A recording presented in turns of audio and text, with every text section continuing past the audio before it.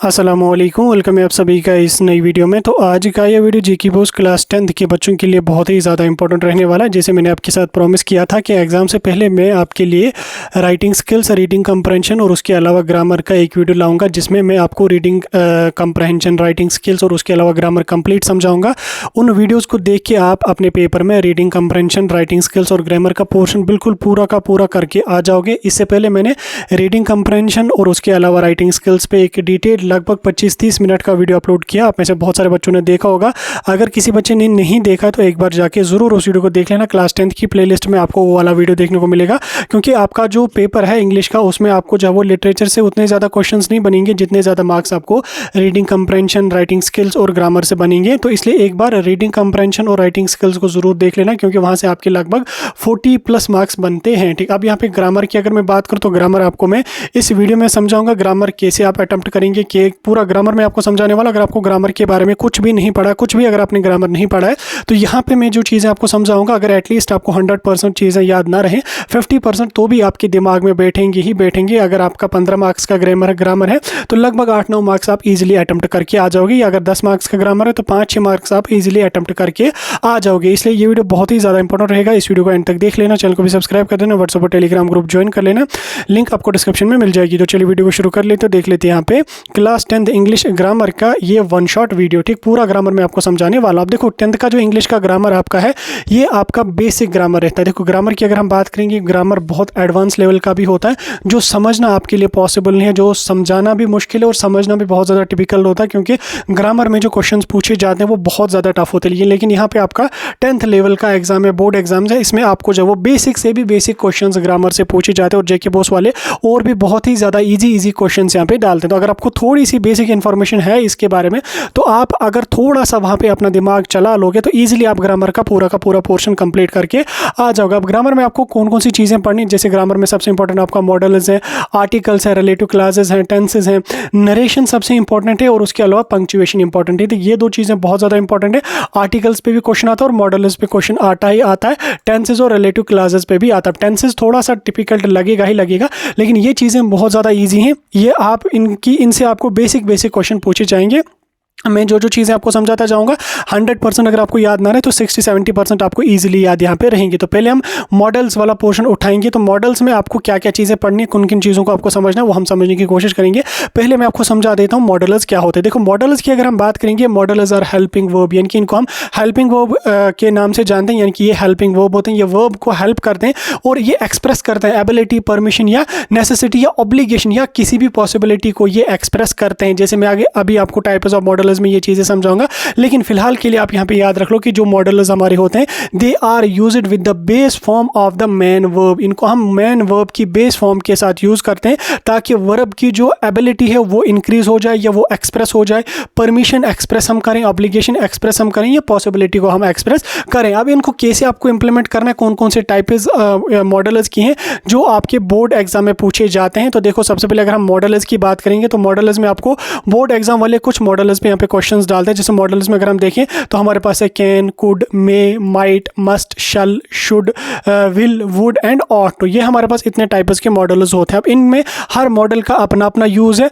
और हर एक ही एग्जाम्पल के साथ मैं आपको समझाऊंगा। देखो कैन की अगर मैं बात करूँ तो कैन का यूज़ कहाँ पे होता है, जहाँ पे हम एबिलिटी को मतलब एबिलिटी को एक्सप्रेस करने की कोशिश करें, या परमिशन को या पॉसिबिलिटी को हम दिखाने की कोशिश करें। यानी कि अपनी एबिलिटी को कहता है कि मैं इस दरिया को पार कर सकता हूँ, मैं यहाँ 10 फुट से छलांग मार सकता हूँ, ये होगी एबिलिटी। परमिशन की अगर हम बात करेंगे कि हम इजाज़त मांगते हैं, जैसे आप क्लासरूम से बाहर चले गए, आप जब वापस आपको आना, क्लासरूम में आपकी टीचर पढ़ा रहे हैं, तो आप वहाँ पे उनसे परमिशन ले रहे हो, मे आई कम इन सर, तो वो क्या है, वो आपकी परमिशन है। ठीक, पॉसिबिलिटी मतलब कि हाँ कल बारिश पड़ सकती है, पॉसिबिलिटी है, चांसेस हैं, इम्कान है, कल ऐसा हो सकता है, पॉसिबिलिटी है कि मैं एग्जाम में 100% मार्क्स ला सकता हूँ, ये क्या है, ये पॉसिबिलिटी है। ठीक, अब आपको समझ आ गया।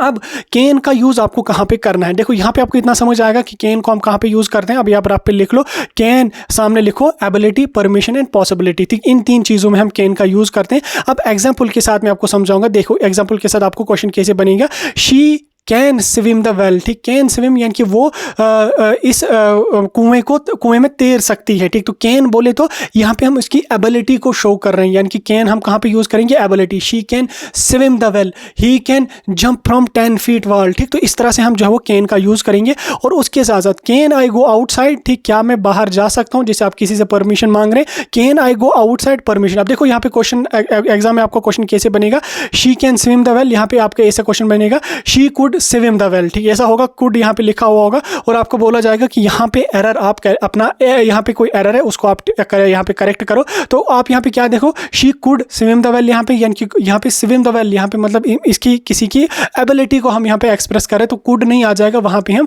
कैन का यूज़ करेंगे। तो यहाँ पर क्या लिखेंगे, वहाँ पे can she can swim the well. उसी तरह से अगर क्वेश्चन यहाँ पे ऐसा आ जाए कि could I go outside, could I go outside आपका क्वेश्चन होगा, आगे लिखा होगा कि यहाँ पे एरर आइडेंटिफाई करो, तो आप कुड के बदले क्या लिखोगे, कैन लिखोगे, क्योंकि यहाँ पे हम परमिशन को एक्सप्रेस कर रहे हैं, ठीक। यहाँ तक आपको समझ आ गया। अब हम कुड की अगर बात करें तो कुड की अगर हम बात करेंगे, कुड में यहाँ पे हम कुड का यूज़ कहाँ पे हम करते हैं, पास्ट एबिलिटी, यानी कि पिछली एबिलिटी, यानी कि मैंने अगर तेज़ दौड़ा होता है तो ये यानी कि I could run fast when I, यानी कि मतलब पास्ट की एबिलिटी। जैसे आप जब घर में बैठते हैं तो हमारे पेरेंट्स बोलते हैं कि हमारे टाइम पे हम इतना काम करते थे, ठीक, यानी कि हमारी पास्ट में इतनी ज़्यादा एबिलिटी थी, ठीक।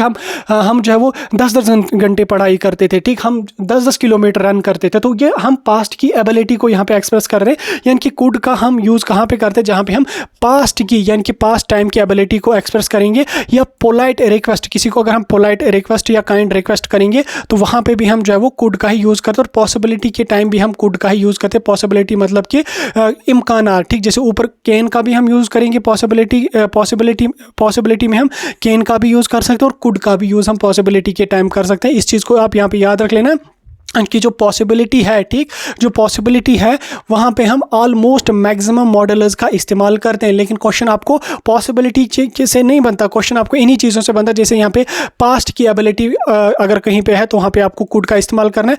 पोलाइट रिक्वेस्ट अगर आपको कहीं पे करनी है तो वहाँ पे भी आपको कुड का इस्तेमाल करना है। जैसे अगर हम एग्जाम्पल के तौर पर समझने की कोशिश करेंगे, I could run fast when I was young, ठीक, जब मैं जवान था तब मैं बहुत तेज़ दौड़ता था, यानी कि पास्ट की एबिलिटी यहाँ पे हम दर्शाते हैं, पास्ट की एबिलिटी को हम एक्सप्रेस कर रहे हैं। तो क्वेश्चन अगर यहाँ पे ऐसा आ जाएगा, I would run fast when I was young, तो वुड नहीं आ जाएगा, वुड के बदले हम क्या यूज करेंगे, कुड। कुड क्या क्यों हम यूज करें, क्योंकि यहाँ पे हम पास्ट की एबिलिटी को एक्सप्रेस कर रहे हैं, ठीक। तो पास्ट की एबिलिटी जहां पे भी हो वहां पे आपको क्या लगाना है, कुड आपको लगाना है। देन उसके बाद पोलाइट रिक्वेस्ट जहां पे हो तो वहां पे भी हम क्या यूज करेंगे, वहां पे भी हम कुड का यूज करेंगे। जैसे यहाँ पे क्वेश्चन आपका बन रहा है ऐसे, कुड यू हेल्प मी, क्या आप मेरी हेल्प कर सकते हो, यानी कि पोलाइट रिक्वेस्ट हम कर रहे हैं। इसको किसी को भी हम जब वो काइंड रिक्वेस्ट या नरम दिली से हम रिक्वेस्ट करें कि क्या आप मेरी हेल्प कर सकते हो, तो वहाँ पे हम जहाँ पे पोलाइट रिक्वेस्ट होगी वहाँ पे भी आप किसका यूज़ करेंगे, कुड का ही यूज़ करेंगे। देखो आप इन एग्जांपल्स को दिमाग में सेव रख लो, आप इजीली जो है मॉडल्स के 2 या 3 क्वेश्चन जो भी आपके पूछे जाएंगे सभी के सभी क्वेश्चन को अटेम्प्ट आप करके आ जाओगे। मे की अगर हम बात करेंगे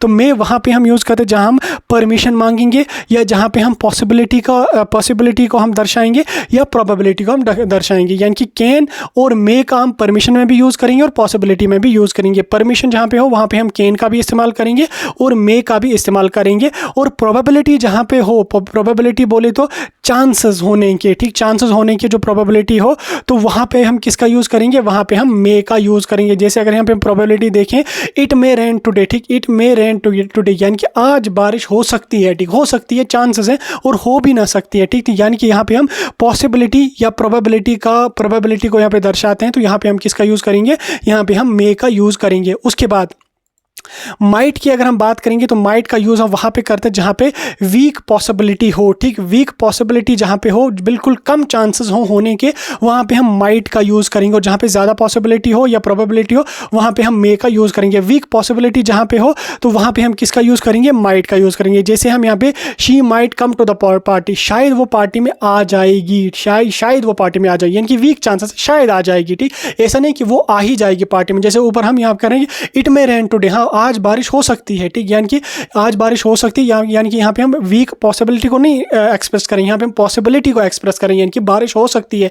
और वीक पॉसिबिलिटी कहाँ है पे, जैसे she might come the party, शायद वो पार्टी में आ सकती है, यानी कि वीक पॉसिबिलिटी है। उसी तरह से मस्ट की अगर हम बात करेंगे तो मस्ट हम कहाँ पे यूज़ करेंगे, जहाँ पे नेसेसिटी हो, स्ट्रॉन्ग ऑब्लिगेशन हो, ठीक, यानी कि पूरा हम जो है वो पूरा हम जो है उसको हमें नेसेसिटी है वो चीज़। जैसे यहाँ पे अगर हम समझेंगे क्वेश्चन करेंगे, you might wear a helmet, necessity यानी कि ये कंपलसरी है ही है, ठीक, आपको हेलमेट लगाना ही लगाना है। तो वहाँ पे हम क्या यूज़ करेंगे, मस्ट यूज़ करेंगे, यानी कि जहाँ पे नेसेसरी हो, जो चीज़ नेसेसरी, जैसे यू मस्ट वियर हेलमेट, तुम्हें हेलमेट पहनना ही पहनना है, चाहे कोई कैसी भी सिचुएशन हो, हेलमेट तुम्हें पहनना है, नहीं पहनोगे तो चालान आपका हो जाएगा। तो यहाँ पे जहाँ पे नेसेसरी हो, 100% वो चीज़ करनी ही करनी हो, बिल्कुल जो है वो 100% वो चीज़ ज़रूरी हो, वहाँ पे आपको जो है वो मस्ट का यूज़ करना ही करना है, ठीक। उसके बाद शल की अगर हम बात करेंगे तो शल कहाँ पे हम यूज करेंगे, जहाँ पे हम फ्यूचर सजेशन जहाँ पे हो वहाँ पे हम जो, या जहाँ पे फ्यूचर फॉर्मल हो, या जहाँ पे हम सजेशन किसी को दे देंगे, तो वहाँ पे हम सजेशन के टाइम क्या करेंगे, तो वहाँ पे हम जो है वो शल का इस्तेमाल करेंगे। जैसे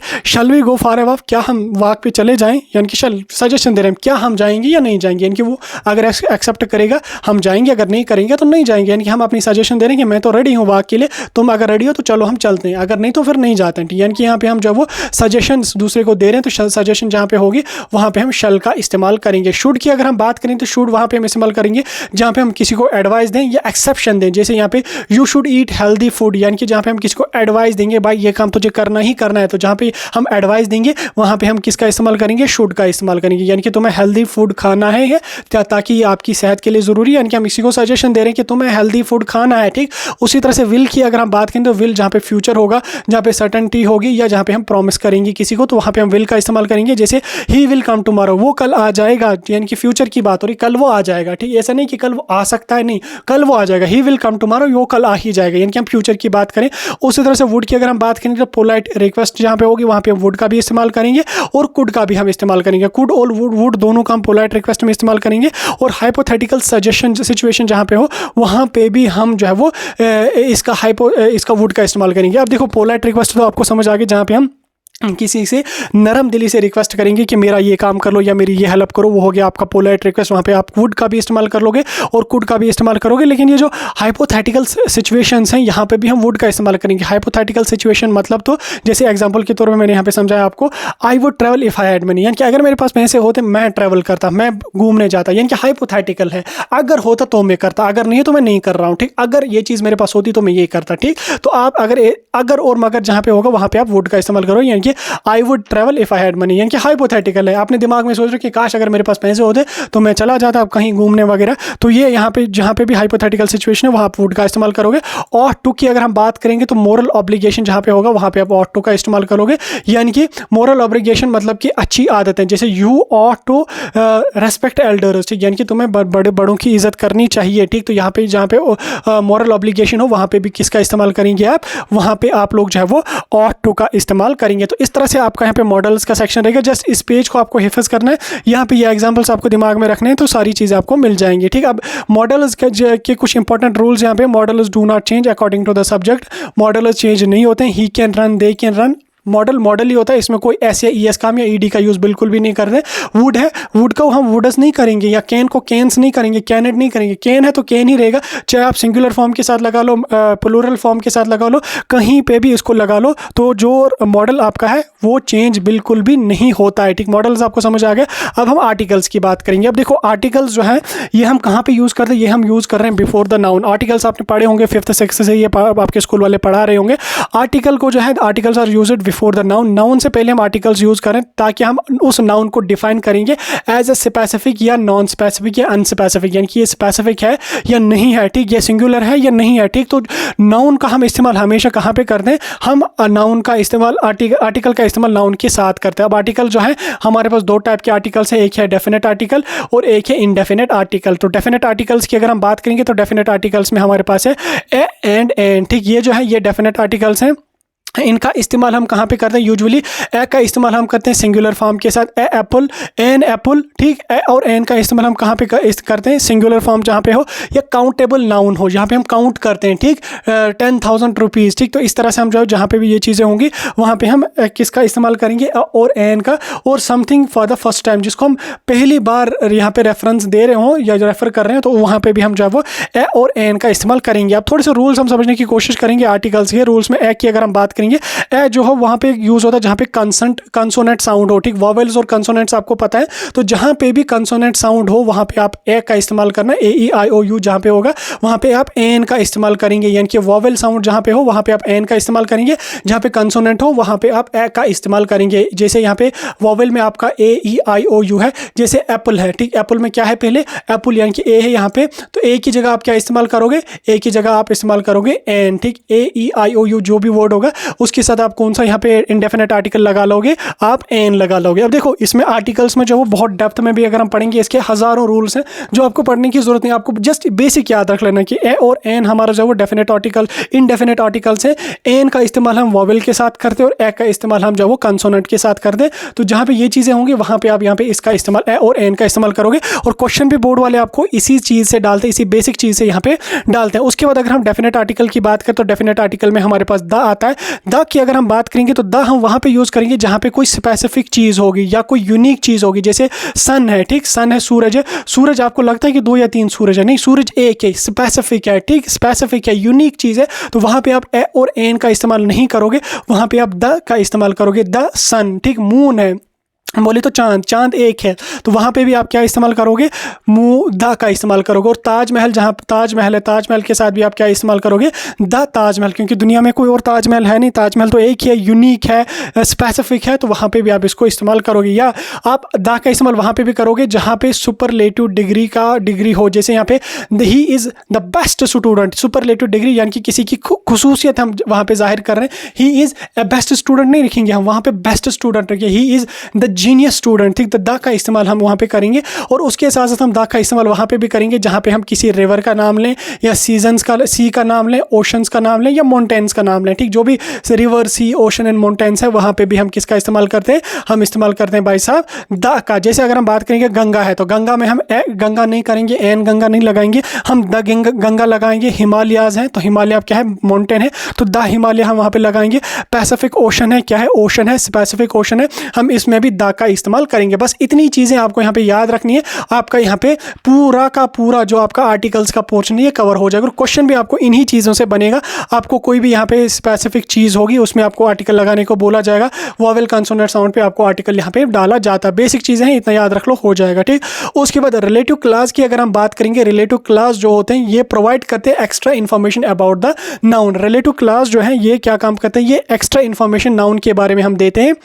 जैसे अगर हम बात करेंगे वो, हु है, वोम है, विच है, दैट है एंड हुज है, ठीक। अब इसको कैसे इस्तेमाल आपको करना है? बिल्कुल ईजी है। रिलेटिव क्लास पूरे ग्रामर में सबसे ईजी है। यहाँ पे भी आपको बिल्कुल बेसिक पूछा जाता है, आपको सिंपली याद रखना हु का, हु, वोम, विच एंड हुज, ये चीज़ें आपको याद रखनी। जैसे यहाँ पे रिलेटिव क्लास की अगर हम बात करें, the boy who won the race is my brother. जैसे यहाँ पे अगर हम ऐसे लिखेंगे the boy is my brother, ठीक। ये बॉय या this boy is my brother, ये लड़का जो ये मेरा भाई है, ठीक है, ये भी सेंटेंस। लेकिन अगर हम इसमें एक्स्ट्रा इन्फॉर्मेशन दे देंगे, ये लड़का जिसने मैच जीता है, ठीक, ये मेरा भाई है, ठीक। यानी कि इसमें हमने नाउन के बारे में कोई एक्स्ट्रा इन्फॉर्मेशन दी, यानी कि ये लड़का जिसने मैच जीता ये मेरा भाई है, ठीक। हम ऐसे भी बोल सकते हैं ये लड़का इसने मैच जीता, ये सेंटेंस भी सही है, या ये लड़का मेरा भाई है, ये भी सही है। लेकिन हम इसमें क्या है? एक्स्ट्रा इन्फॉर्मेशन देते हैं कि ये लड़का जिसने मैच जीता ये मेरा भाई है, ठीक। तो हम कैसे लिखते हैं इसको?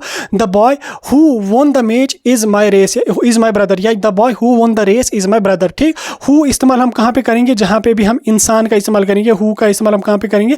जहाँ पे भी कोई ह्यूमन हो, ठीक, वहाँ पे हु करेंगे हम, या वॉम करेंगे इस्तेमाल। तो आप इतना याद रख लो कि जो रिलेटिव क्लास होते हैं ये हम वहाँ पे यूज़ करते हैं जहाँ पे हम नाउन की एक्स्ट्रा इन्फॉर्मेशन देते हैं। और नॉन डिफाइनिंग रिलेटिव क्लास की अगर हम बात करेंगे तो इसमें हम कैसे हम इस्तेमाल करते हैं? हम कॉमास का इस्तेमाल कर रहे हैं। बेसिक है, जैसे my brother who lives in Delhi is a doctor, ठीक। जैसे हम ऐसे भी बोल सकते हैं my brother lives in Delhi, या my brother is a doctor, ठीक। हम क्या यहाँ पे कर रहे हैं? My brother who lives in Delhi is a doctor, ठीक। मेरा भाई जो दिल्ली में रह रहा है वो डॉक्टर है, यानी कि हम एक्स्ट्रा इन्फॉर्मेशन नाउन के बारे में दे रहे हैं, तो वो आप रिलेटिव क्लास यहाँ पे होगा। तो रिलेटिव क्लास में आप क्या इस्तेमाल करेंगे, हु का इस्तेमाल करेंगे, वॉम का इस्तेमाल करेंगे, विच और दैट और हुज का इस्तेमाल करेंगे। अब रिलेटिव प्रोनाउंस में आपका हु आता है, विच आता है और दैट आता है। तो अब इसको और हुज और वॉम आता है, कहाँ पे हम करेंगे, हु का इस्तेमाल हम करेंगे फॉर द पीपल्स, ठीक। The girl who sings well is my sister, वो लड़की जो गा रही है वो मेरी बहन है, ठीक। हु का इस्तेमाल हम कहाँ पे करेंगे, जहाँ पे हम पीपल्स यानी कि इंसान का जिक्र हो वहाँ पे आप हु का इस्तेमाल करेंगे। जैसे क्वेश्चन में आपका आ जाएगा the girl dash singers well is my doctor, तो आप वहाँ पे क्या लगाएंगे, हु का इस्तेमाल वहाँ पे आप करेंगे। हु जहाँ पे भी इंसान हो वहाँ पे आप हु का इस्तेमाल करेंगे।